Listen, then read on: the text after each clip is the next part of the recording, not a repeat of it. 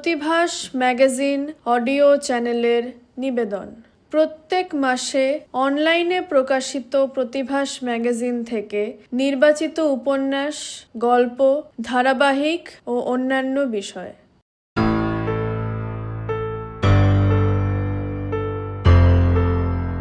উপন্যাস অনন্ত জীবন, অধ্যায় 9।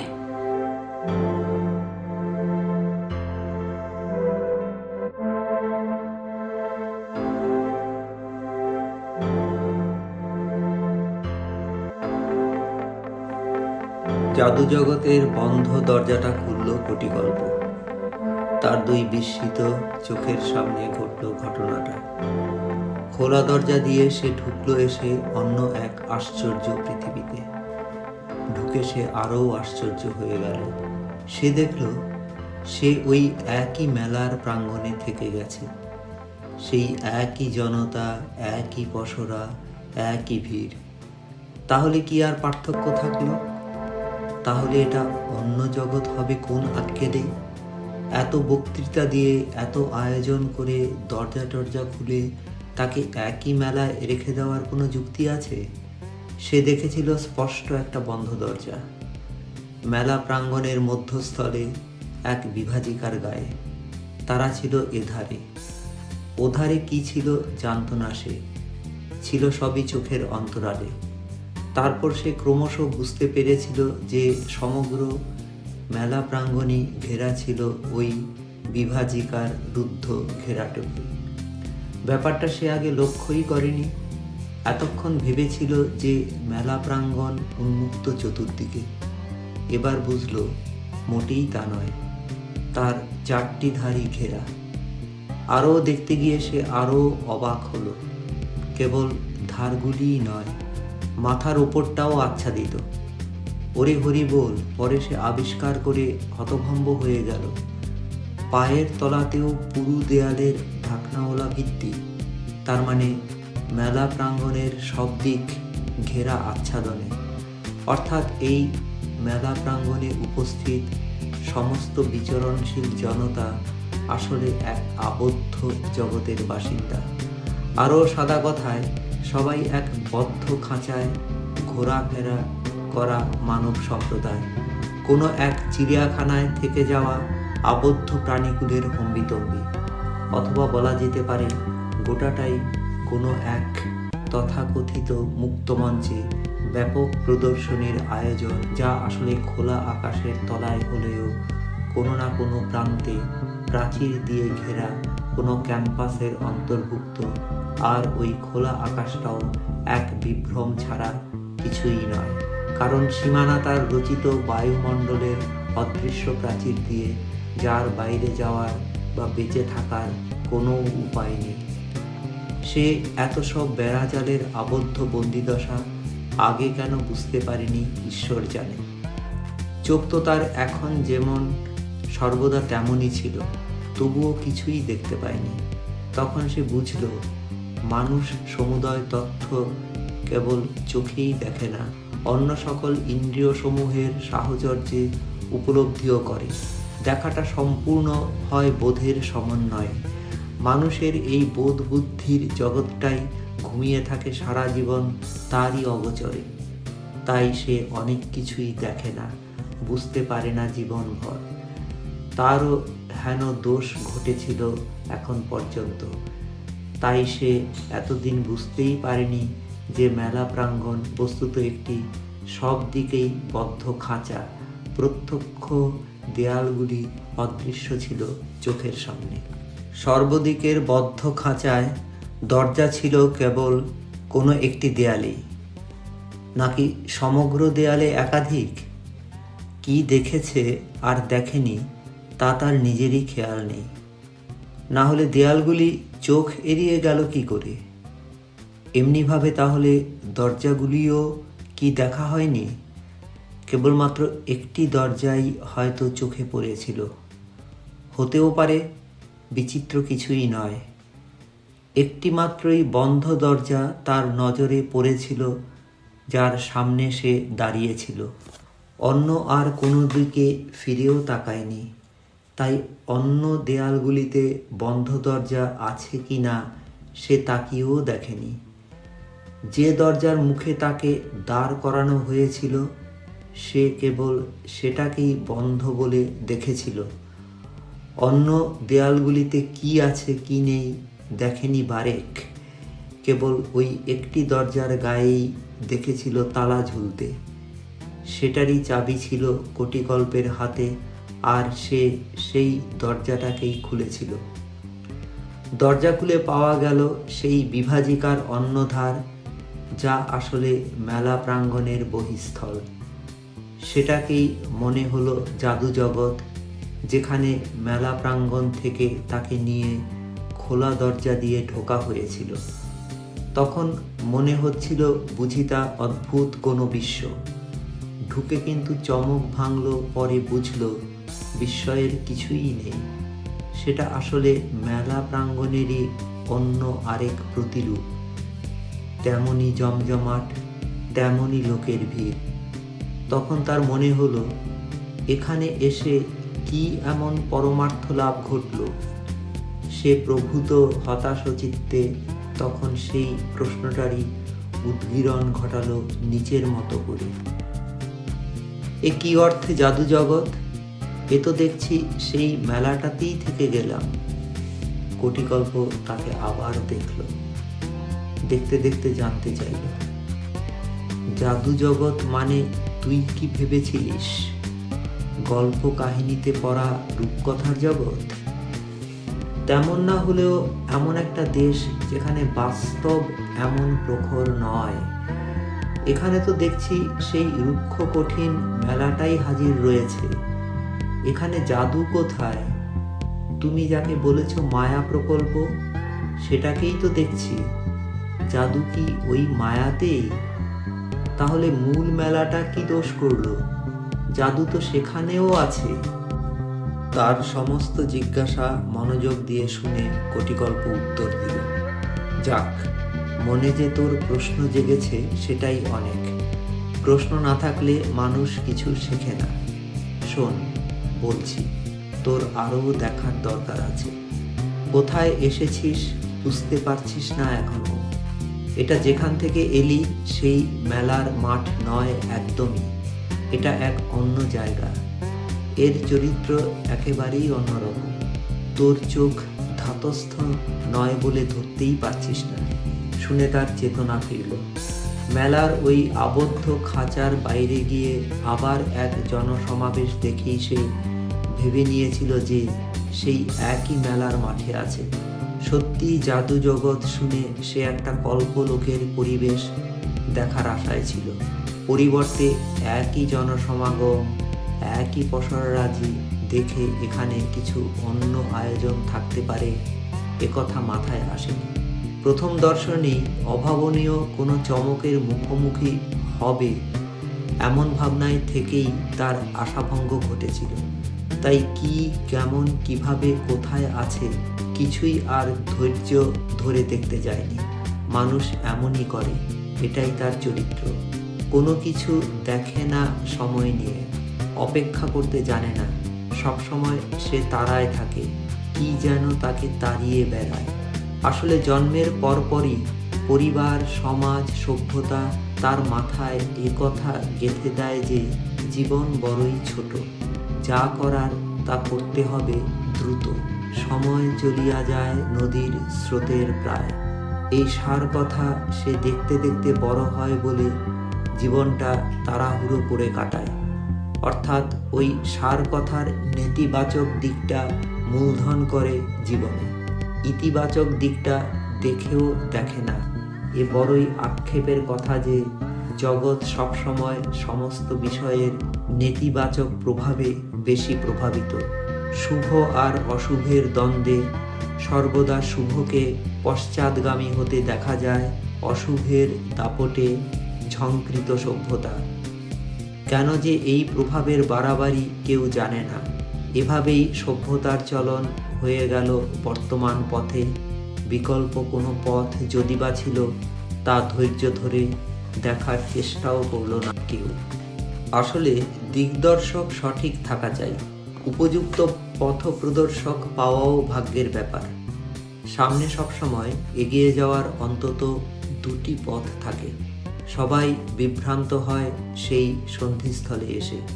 কোন পথটা নেওয়া সঠিক কেউ না দেখলে আপাত দৃষ্টিতে যে পথ সহজ মনে হবে সেটাই মানুষ বেছে নেয়। তাতে পরে কি হবে তা নিয়ে এখন কেউ মাথা ঘামায় না।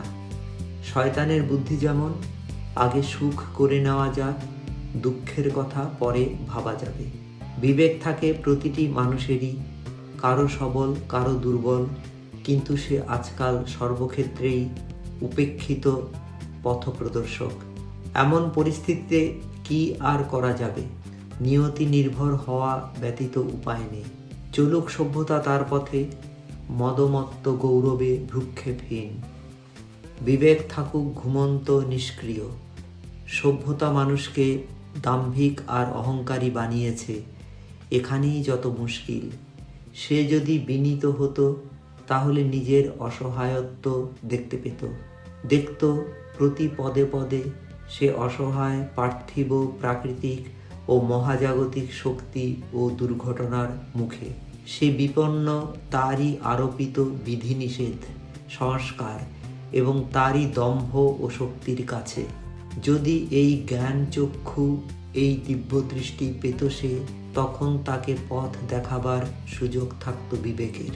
নেই বলেই বিবেক তার পেশা ছেড়ে ঘুমিয়ে পড়েছে। সৌভাগ্যক্রমে মেলা প্রাঙ্গণে সে হারিয়ে গিয়ে নিজেকে আগাগোড়া অসহায় বলে ভাবতে পেরেছিল, আর তাই তার গাইডের প্রতিটি কথা অক্ষরে অক্ষরে মানতে কোনো আপত্তি দেখাবার কথা ভাবেনি কোনোদিন। মেলায় তো সকলেই হারিয়ে যায়, কোটিকল্প সবার জন্যই তার হাতটা বাড়িয়ে রাখে। ধরে না তো সবাই, কেউ বা ধরলেও ধরে রাখে কিছুদিন।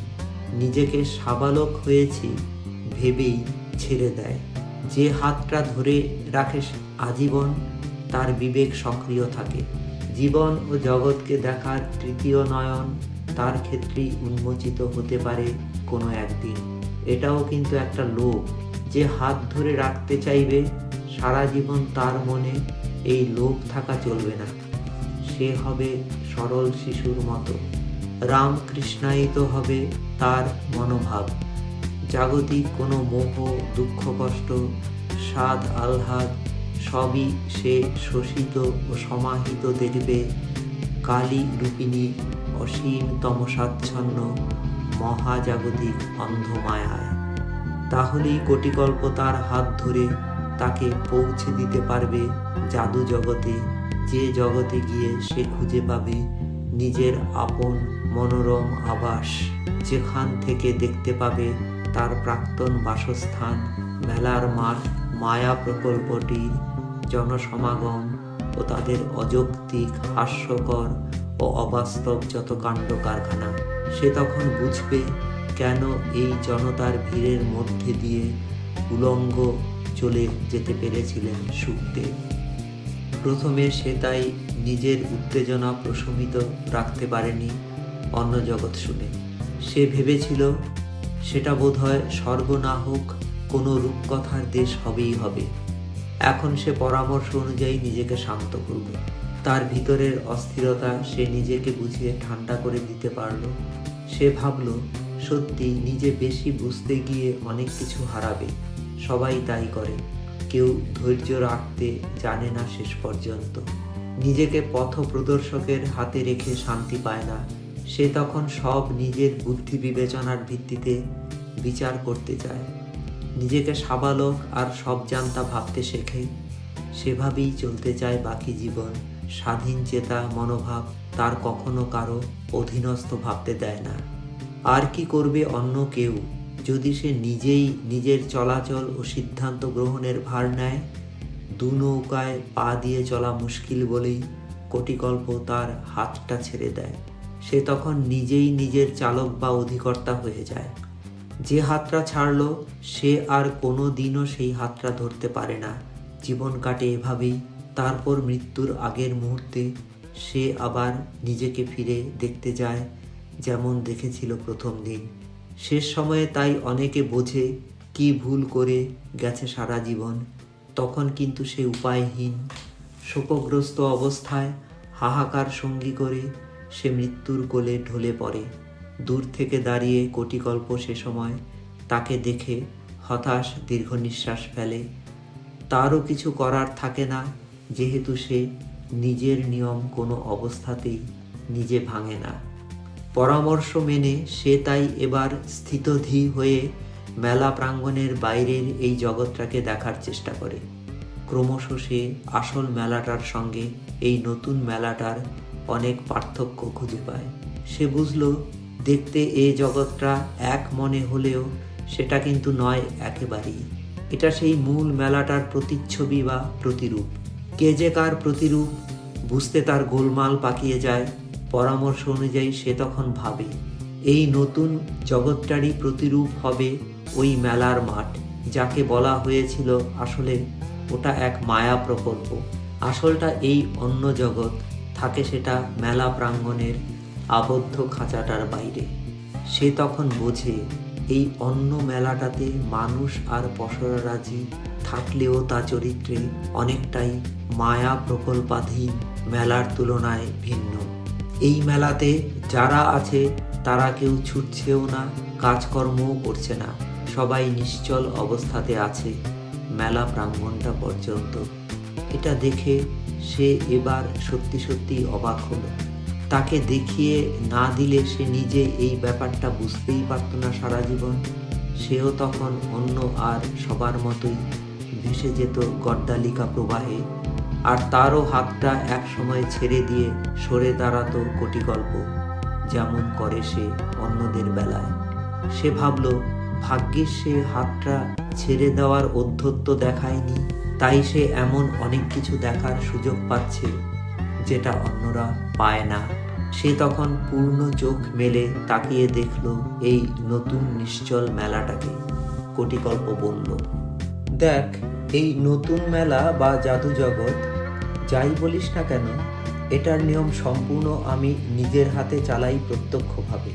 আমি চলতে বললে এটা সচল হয়, আমি না চাইলে এটা নিশ্চল অবস্থাতেই পড়ে থাকে। এই মেলাটাকে আমি নিজের প্রত্যক্ষ নিয়ন্ত্রণে রেখেছি বলেই এটা আসল মেলা। তুই যে মেলাটা থেকে এলি সেটা চলে নিজের ভর বেগে, আড়ালে থাকি আমি। আসলে এই মেলাটার কিছু না কিছু বাছাই করে ওই মেলাটা চলছে, তাই ওটা মায়া প্রকল্প। বলেই কোটিকল্প হাত তুলল। সঙ্গে সঙ্গেই দেখা গেল নতুন মেলাটা চলতে শুরু করেছে। সেখানে প্রচণ্ড ব্যস্ততা আর প্রচুর কাজকর্ম দেখা গেল। আবার সে হাত তুলে তাকে থামিয়ে দিল, আবার সব নিশ্চল পড়ে রইল। এবার দেখ কি করি। সে আবার হাত তুলল। মুহূর্তের মধ্যে ভোজবাজি ঘটে গেল। নতুন মেলা থেকে সমস্ত লোকজন, তাদের কাজকর্ম ও পসরারাজি উধাও নিমেষের মধ্যে। কেবল থাকলো একজন, সে ওই গায়ক, আর কেউ নয়। এই মেলাটাতে তুই কাউকে দেখতে পাচ্ছিস না, আমি সরিয়ে দিয়েছি তাই।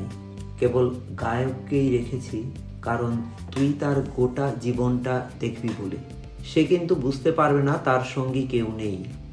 সে সবাইকে তার চারপাশে দেখতে পাচ্ছে তার নিজস্ব মেলার মাঠে, যেখান থেকে তুই এলি। আসলে এই নতুন মেলাটাতে তুই যা দেখছিস তার সবই আমার পরিকল্পনা। এখান থেকে কি আর কিভাবে যাবে ওই মায়া প্রকল্প বা মেলার মাঠে তা আমিই ঠিক করি। তাই এই জাদু জগৎটা আমি চালাই সম্পূর্ণ নিজের হাতে। এখানেই আমি ঠিক করি কোন বিষয় বা ব্যক্তি যাবে ওখানে, এবং কি তার বর্তমান ও অতীত বা ভবিষ্যৎ। সবাই ওখানে ভাবে সে চলছে তার স্বাধীন ইচ্ছে মতো। আসলে এই বিভ্রম একেবারেই ঠিক নয়।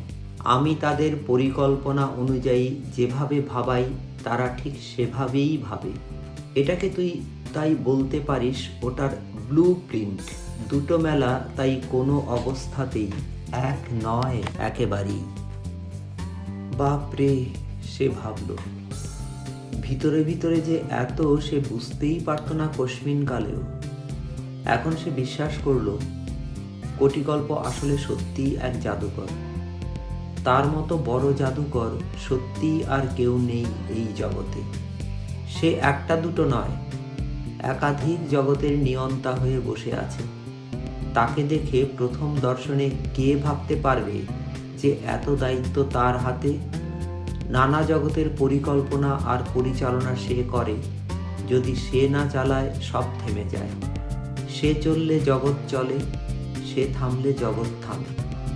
তার জঠরে জগৎসমূহের ইতিহাস, ভূগোল, বর্ণনা, বর্তমান, ভবিষ্যৎ আর পরিকাঠামো। জগতের প্রতিটি বস্তুর হিসেব নিকেশ তারই নখদর্পণে। তাকে ভিত্তি করেই চলাচল আর ঘটনাসমূহের ঘটনা হয়ে ওঠা। জাদু জগতের অধীশ্বর সে এবং অন্য জগৎগুলিও তারই আয়ত্তাধীন। সেই সর্বত্র শেষ কথা। এবার নিশ্চয় তুই বুঝতে পারছিস যে জাদু জগৎটা তোর ওই মেলা প্রাঙ্গণ নয়, যেখান থেকে তোকে এখানে নিয়ে এলাম দরজা খুলে, এবং যেটাকে আমি বলছি মায়া প্রকল্প। তার জন্য প্রশ্নটা রাখলো কোটিকল্প।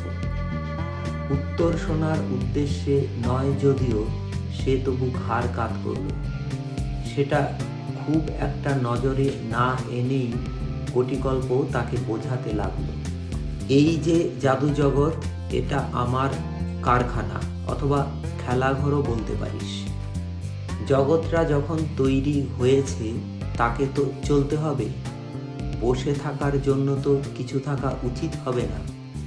তুমি যদি থাকলেই কোনো না কোনো দেহ ধারণ করে, সে তুমি জীবই হও আর জড়ই হও, তোমার চলন বলন থাকতেই হবে।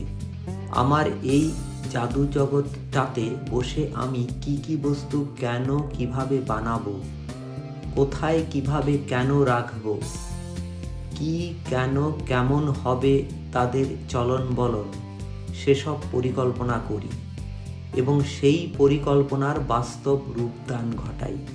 জাদু জগতের কারখানায় বস্তুসমূহ বানিয়ে রাখি পরিকল্পনা মাফিক।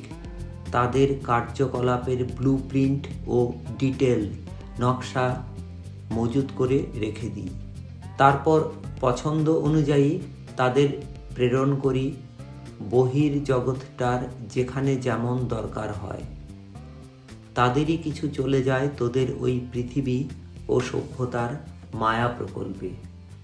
শুনতে শুনতে তার মাথা খারাপ হওয়ার জোগাড়। কেমন একটা পাগল পাগল ভাব হতে লাগলো। যথেষ্ট ঘাবড়ে গিয়ে সে নিজেকে বুঝিয়ে শক্ত করল। এত দ্রুত পাগল হলে চলবে না। জীবনে পাগল হওয়ার আরও বড় সুযোগ আসবে, তখন ভেবে দেখা যাবে না হয়। আপাতত সে পাগল হবে না কোনো ক্রমেই। তাই সে প্রশ্ন তুলল, বাপরে, তুমি কি ভগবান? কোটিকল্প হাসল, সেই আবর্তনশীল হাসির সদৃশ ঘূর্ণি, অন্তর্ভেদী অথচ বিবশ সরব ক্ষেপণে জানালো, তুই যদি তাই ভাবিস আমার আপত্তি নেই, তবে আমি ঠিক ভগবান নই। যতই জাদু জগৎটা থাকুক না কেন আমার প্রত্যক্ষ নিয়ন্ত্রণে, আমি কিন্তু মাঠে নেমে নিজের হাতে করি না কোনো কিছুই। আমাকে নির্ভর করে সব হয়ে যায়। এখানেই আমার সঙ্গে ভগবানের মৌলিক পার্থক্য। ভগবান সব নিজে করেন, আমাকেও দরকারে চালান। ভগবান বলতে এমনই এক অস্তিত্ব বা চেতনা শক্তি রয়েছে তোদের ধারণাতে। সে চুপ করে সব শুনল, কথা বলল না। কি বুঝলো সে নিজেও জানে না, তবে কিছু তো একটা বুঝলো ঠিকই। আর নিজেকে নিজেই বার্তা পাঠালো সব কিছু বোধগম্য হয়েছে বলে। সে সমস্ত অন্তরাত্মা একত্র করে ভাবল, বোঝার আর কিছু বাকি নেই। তখন কোটিকল্প আবার বলল, আয় এবার ওই গায়কটাকেই দেখি আমরা। এখানে তুই গায়ক মানুষটার ভূত ভবিষ্যৎ বর্তমান সবই জানতে পারবি, দেখতে পাবি তার জন্ম জন্মান্তর পর্যন্ত। শুনবি তার অন্তরের কথা, তার বাসনা, তার উদ্দেশ্য বা লক্ষ্য এবং পরিকল্পনা। দেখবি তার কার্যকলাপের অনুপুঙ্খ বিবরণ, কি কেন কেমন কোথায় ইত্যাদি সমস্ত কিছু। সঙ্গে থাকবে তার অন্যান্য জীব ও জড়ের সঙ্গে আচার আচরণ। অবশ্যই অন্যান্য মানুষের সঙ্গে সমস্ত রকম মেলামেশা। তার সমস্ত কর্মকাণ্ডের মূল লক্ষ্য বা উদ্দেশ্য জানতে হলে তার অন্তরঙ্গ আলাপের দ্বারস্থ হতে হবে। সেটা কিভাবে সম্ভব? চিন্তা নেই, আমরা তার সমস্ত অন্তরঙ্গ আলাপ জাদুদণ্ডের অঙ্গুলি হেলনে দেখতে পাব। সে সেসব উচ্চারণ করবে তার কোনো একাকিত্ব অবকাশের দুর্বলতায় নিজের সঙ্গে, অথবা প্রকাশ করবে কোনো আপন মনে করা সঙ্গিনী বা সঙ্গীকেও। আমরা সবাইকে পেয়ে যাব জাদু জগতে যেভাবে পেতে চাই, চিন্তা নেই। বলতে বলতে কোটিকল্প তার হাত তুলল। সে এবার এতক্ষণে বুঝল ওই হাতটাই আসলে জাদু দণ্ড, যার মৃদু নড়াচড়ায় সমস্ত কাণ্ড ঘটে যাচ্ছে। এবং তেমনই কাণ্ড ঘটল এবারও। সে দেখল ওই গায়ক সচল হলো ও তার পাশে এলো এক সঙ্গিনী। দুজনেরই পোশাক আশাক বহুমূল্য রত্নখচিত, নিঃসন্দেহে খুবই দামি, কোটি কোটি টাকা হবেই হবে। আর তারা উপস্থিত প্রাসাদোপম অট্টালিকার রমণীয় এক প্রকোষ্ঠে, যেখানে তারা উপবিষ্ট রাজকীয় আসবাবের আরামে এবং সম্মুখে অতীব সুস্বাদু পানীয় ও দুর্লভ খাদ্যবস্তু। সেই গায়কের হাতে যদিও তার অতি প্রিয় বাদ্যযন্ত্র, যাকে সেভাবে নিজস্ব দেহের অবিচ্ছেদ্য অঙ্গ, তার ওষ্ঠাগ্রের মুখোমুখি ধরা রয়েছে লোভনীয় পানীয়ের স্বচ্ছ সুদৃশ্য গ্লাস সেই সঙ্গিনীর হাতে। সে তাতে মৃদু চুমুক দিয়ে তার হাতের তার যন্ত্রে অঙ্গুলি সঞ্চালনে অস্পষ্ট আন্দোলন তুলতে তুলতে বলছিল, মাজেনা, আমার অমর হওয়া দরকার। আমার এই কণ্ঠ এই সঙ্গীতের স্বার্থে। আমি কিভাবে মৃত্যুকে পরাস্ত করব বলতে পারো কি? তার সঙ্গিনী মাজেনা মৃদুর হাস্যে তাকে বোঝালো, তুমি যে গান গেয়েছ তাতেই তুমি অমর হয়ে গেছো। তোমার সঙ্গীত তোমাকে ইতিমধ্যেই অমর করে দিয়েছে। তুমি তোমার ভক্তদের উন্মাদনা দেখো। পৃথিবীর কে না তোমাকে চেনে। অমর হওয়ার কি বাকি আছে আর তোমার? পৃথিবী না থাকলেও তুমি থেকে যাবে। গায়ক এই ব্যাখ্যায় সন্তুষ্ট নয়। সে বলে, কিন্তু আমি আমার দৈহিক সত্তাকে অবিনাশী দেখতে চাই। আমার সৃষ্টির মধ্যে অমর হয়ে থাকা তো পরোক্ষভাবে বাঁচা। আমার এই শরীরের মধ্যে যে আমি, সে অমর হবে কিভাবে? সেটা কি সম্ভব নয়? নিশ্চয়।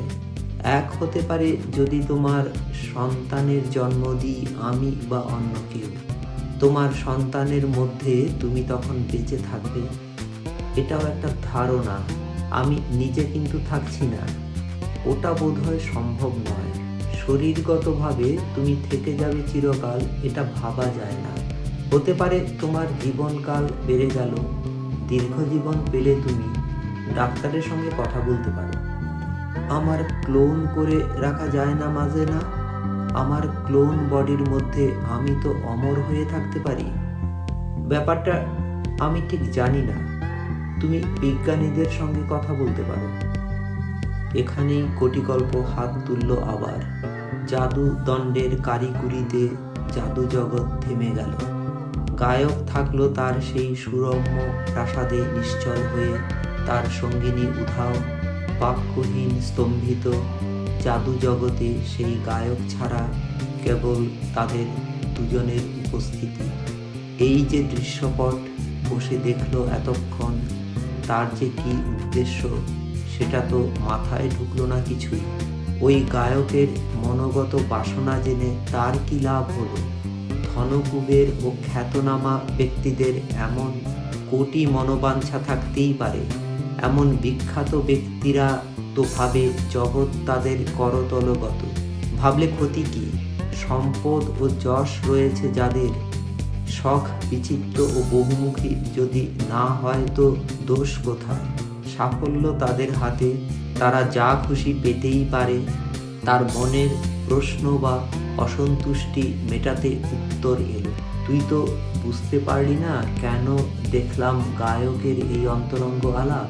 এতে তার জীবনের উদ্দেশ্য বা লক্ষ্য বোঝা যাচ্ছে। সে কি চায়? বলবি চাইতেই পারে। আসলে এই চাওয়াটাই সমস্ত ব্যাপার, এটাই তার মৌলিক চাহিদা, এতেই চালিত হয় সে। তার শুনে বেশ অবাক লাগলো, প্রশ্ন তুলল, চাইলেই পেয়ে যাবে? থাক না তার যশ বা অর্থ, তাতে কি কেউ অমর হয়? সে অন্তত তাই ভাবে। আর কে কি ভাবে পরে দেখি। এই গায়ক ভাবে তার সম্পদ তাকে অমর বানাবার জন্য যথেষ্ট। দেখ সে তার জন্য কি করে। পরবর্তী অঙ্গুলি হেলনে স্তব্ধ পুরীতে আবার শুরু হলো চলাচল। গায়ক সচল হতে এবার এসে হাজির হলো অন্য আরও কয়েকজন ব্যক্তি। সেই সুরম্য প্রাসাদ নয় এখন, বোঝা যাচ্ছে খুবই উচ্চ মর্যাদা সম্পন্ন অত্যাধুনিক কোনো এক চেম্বার। সেখানে ঝাঁ চকচকে দীর্ঘ টেবিলে মধ্যমণি হয়ে বসে সেই গায়ক, আর তাকে ঘিরে রেখেছে যে ব্যক্তিবর্গ, তারা নামী চিকিৎসা বিজ্ঞানী ও চিকিৎসক। তারা সবাই গম্ভীর, কারণ এক প্রবল সংকট যার উত্তর চিকিৎসা শাস্ত্রে নেই আজ পর্যন্ত। এই গায়ক অমর হতে চায় তার সত্তাকে নিয়ে শারীরিকভাবে। আধুনিক বিজ্ঞান অ্যান্টি এজিং বিষয়টা সম্পর্কে কিছু জানে। তাতে দেখা গেছে জীবনযাপন প্রক্রিয়ায় কঠোর নিয়মানুবর্তী হলে এবং তার সঙ্গে বাইরে থেকে কিছু বিধান প্রয়োগ করলে জীবনকাল বেড়ে যায়।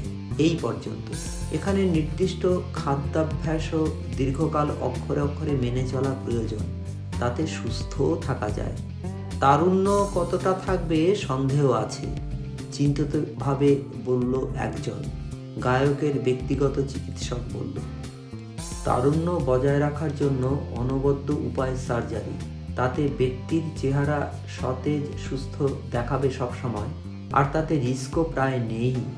তা ঠিক, তবে শরীরের ভিতরে ধকল কিন্তু যাবে অনেকটাই। অন্যজন মত প্রকাশ করল।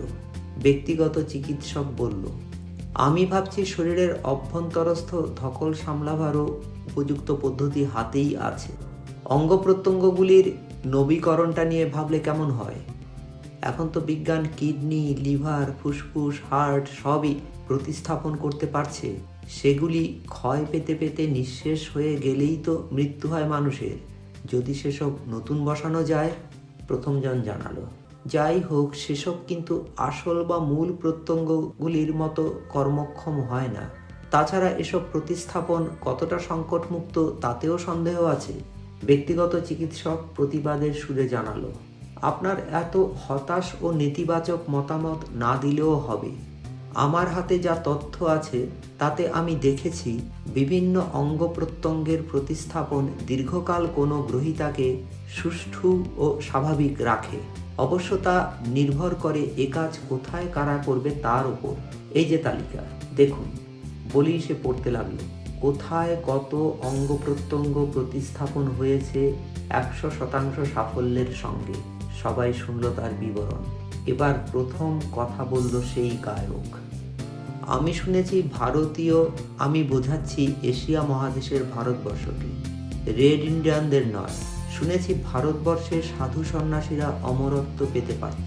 শুনেছি সেখানে এখনো হিমালয় পর্বতমালার কোথাও অমরত্বের অনুশীলন চলে, এবং শুনেছি যে তিব্বতেও নাকি প্রচলিত আছে এমন ধারণা, বিশেষ করে বৌদ্ধ সন্ন্যাসীদের মধ্যে। সবাই শুনল তার কথা। এবার তৃতীয় একজন বলল, ওটা একটা বিশ্বাস মাত্র, তাতে কোনো বাস্তবতা নেই। অন্তত চিকিৎসা বিজ্ঞান তাকে স্বীকৃতি দেয় না। কিন্তু শুনেছি হিমালয়ে তপস্যারত সাধুরা শয়ে শয়ে বছর বেঁচে থাকে। গায়কের জিজ্ঞাসার উত্তরে তৃতীয়জন জানালো, ওটার কোনো প্রমাণ নেই। যারা এমন দাবি করে তাদের অনেকেই চিকিৎসকদের পরীক্ষায় উত্তীর্ণ হতে পারেনি। দেখা গেছে তারা ঠগ ও প্রতারক। তাহলে ভারতীয় যোগীদের সম্পর্কে এসব রটনা মিথ্যে? হতাশ গলায় প্রশ্ন তুলল গায়ক দীর্ঘ নিঃশ্বাস ফেলে। তৃতীয়জন বলল, 100%। সমস্ত বৈজ্ঞানিক ভিত্তিহীন রটনা মাত্র। তবুও গায়ক হাল ছাড়ল না। সে প্রশ্ন করল, কিন্তু বৌদ্ধ ভিক্ষুদের ব্যাপারটা? তাদের হাতে তো দীর্ঘ জীবন রয়েছে শুনেছি। সেটাও সন্দেহাতীত নয়। স্বয়ং গৌতম বুদ্ধ কতদিন বেঁচেছেন, তার ভক্তকুলো কেউ তেমন দীর্ঘায়ু নয়, তেমন রেকর্ড নেইও। সবচেয়ে বড় কথা, বৌদ্ধ ধর্মের ভিত্তি দাঁড়িয়ে আছে জন্মান্তরবাদের উপর। বৌদ্ধদের বিশ্বাস, কোনো ব্যক্তি অমর হয় জন্ম জন্মান্তরে, একটিমাত্র জীবনে অমর হতে পারে না কেউ। দ্বিতীয়জন উত্তর দিল। সমস্তটা পরিবেশ জুড়ে হতাশাজনক দীর্ঘশ্বাস। ব্যক্তিগত চিকিৎসক আবার আশার সঞ্চার ঘটালো। তাহলে আমরা আধুনিক চিকিৎসা বিজ্ঞানের ওপরই ভরসা রাখতে পারি। তারুণ্য বজায় রাখবে সার্জারি, আর ক্ষয়ে যাওয়া অঙ্গ প্রত্যঙ্গ অটুট রাখবে প্রতিস্থাপন। এখনই তার প্রয়োজন নেই। আসলগুলি যতদিন কর্মক্ষম আছে, তবে আমাদের তৈরি থাকতে হবে। তার জন্য সর্বোত্তম অঙ্গ প্রত্যঙ্গের দাতাদের হাতে মজুত রাখা সবচেয়ে ভালো উপায়। আপনাদের কি মত? এখানে সবাই আর সহমত না হয়ে কি করে? তাদের মতামত প্রদানের ক্ষমতাও তো কিনে নেওয়া হয়েছে কোটি কোটি টাকার বিনিময়ে। তারপর একটি দাতা ব্যাংক তৈরি করা হলো। বেছে নেওয়া হলো এমন সব মানুষকে যাদের প্রত্যেকে কিছু না কিছু নিখুঁত ও সক্ষম অঙ্গ প্রত্যঙ্গের মালিক। কারো কিডনি, কারো ফুসফুস, কারো লিভার, কারো রক্ত, কারো হৃৎপিণ্ড ইত্যাদি। তাদের সবাইকে মাস মাইনে দিয়ে কিনে রাখা হলো, যাতে তারা প্রয়োজনে তাদের বিশেষ প্রত্যঙ্গ দান করবে সেই গায়কের নিজস্ব ক্ষয়ে যাওয়া ও অক্ষম প্রত্যঙ্গ প্রতিস্থাপনে। এবার সে নিশ্চিন্ত হলো কিছুটা হলেও, কারণ তাকে বোঝানো হলো যে এভাবে যদি সে আরও 50-100 বছর বেঁচে থাকতে পারে, তো ততদিনে চিকিৎসা বিজ্ঞান সত্যি সত্যি জীবন অনন্ত রাখার কোনো মোক্ষম উপায় হাতে পেয়ে যাবে। হাত তুলল কোটিকল্প, নিশ্চল করে দিল জাগদ্দু জগৎকে। বলল, দেখলি তো ওই গায়কের কাণ্ড, তার অমরত্ব লাভের উপায়। তাতে কি সে তার চাহিদা পূরণ করতে পারল? তার প্রশ্ন শুনে হাসল কোটিকল্প, ঘূর্ণায়মান হাসি। সে আবার হাত তুলল। একই বিন্দু স্থিত থেকে এগিয়ে গেল বেশ কিছু বছর। দেখা গেল সেই গায়ক শায়িত অন্তিম শয্যায়। তার তারুণ্য দানের প্রক্রিয়াকালীন অস্ত্রোপচারের পরপরই তার সমস্ত অঙ্গ প্রত্যঙ্গ দাতাদের ব্যাংক থেকে গেল যেমনকে তেমনই। লোকগুলি চাকরি হারালো, কোনো কাজেই লাগলো না কিছু। এটাই তাহলে জাদু জগতের ভাষ্য, সে ভাবল। এখানে দেখা যাবে মানুষ চাইবে এমন কিছু পেতে যেখানে তার নিজেরই কোনো হাত নেই। কিন্তু এ তো খ্যাতিমান আর বিত্তশালী লোকদের চাহিদা।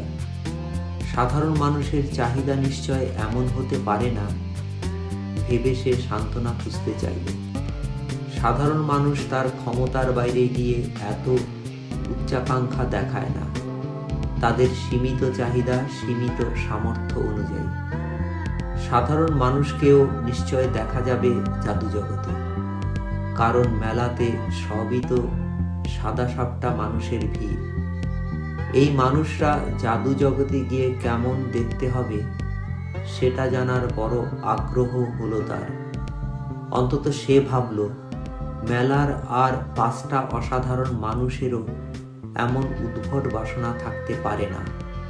যতই মায়া প্রকল্পে থাকুক না কেন সবাই, সে এখন সেটাই জানতে চায়। মেলায় থাকা অন্য লোকদের চাহিদা কি বা কেমন। বললও তাই, আমি সাধারণ লোকদের জীবনযাপন প্রক্রিয়া দেখতে চাই। অনন্ত জীবন উপন্যাসের পরবর্তী অধ্যায় আবার আগামী শুক্রবার রাত 8টায়।